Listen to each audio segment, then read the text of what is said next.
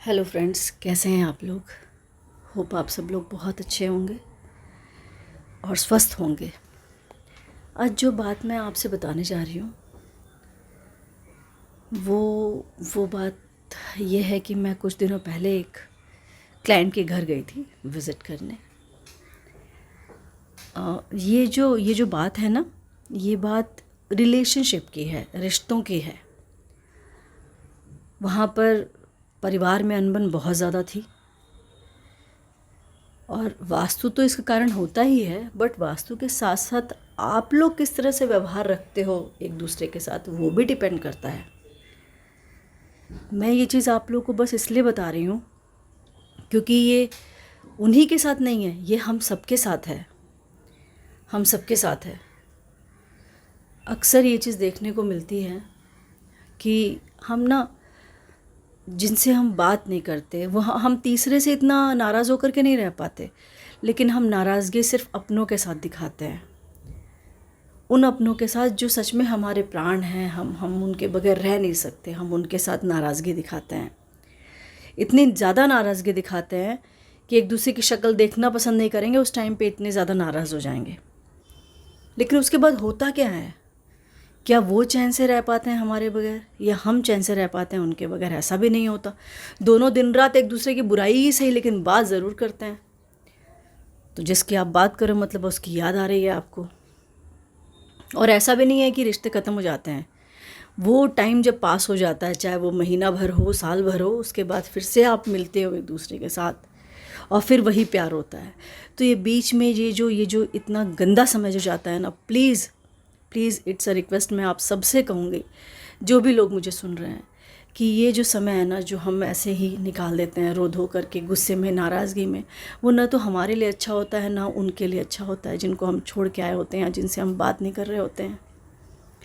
क्योंकि ना इस ईगो में क्या होता है कि एक तो आप अपने आगे आने वाला समय ख़राब कर चुके होते हो, और दूसरा ना, हमको नहीं पता कि हमारी लाइफ में कितना समय बाकी है, उसमें से हमने कितना समय इन सब चीज़ों में गंवा दिया।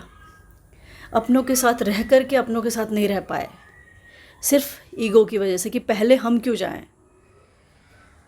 और प्रभु ने यही चीज़ सिखाई है कि तेरा मेरा कुछ भी नहीं है इस धरती पे। जो झुकता है फल सबसे ज़्यादा उसी पे होते हैं, जो पेट झुकता है। तो अगर आप में सौम्य है, अगर आप दैन्यता है आपके अंदर, तो आप झुकोगे। झुकना बुराई नहीं है, इस झुकने को बहुत बड़ी उच्च श्रेणी मिल जाती है। तो इस चीज़ का ध्यान रखें। पहल कौन करेगा, इसमें लास्ट मत हो जाइए, इसमें आपको बाद में नहीं होना है।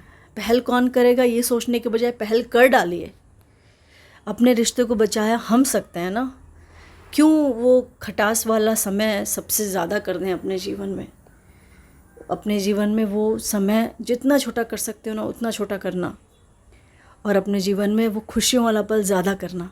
क्योंकि बहुत से ऐसे लोग हैं ना जिनके पास ये रिश्ते नहीं हैं, और जो इन रिश्तों के लिए तरसते हैं, और जो ये कहते हैं काश काश काश ऐसे रिश्ते मिलते जिसमें वो डांटता ही सही, हमें कुछ बोलता ही सही, लेकिन ऐसे रिश्ते हमारे पास होते। हमारे पास हैं तो शायद हमें उन रिश्तों की कदर नहीं है।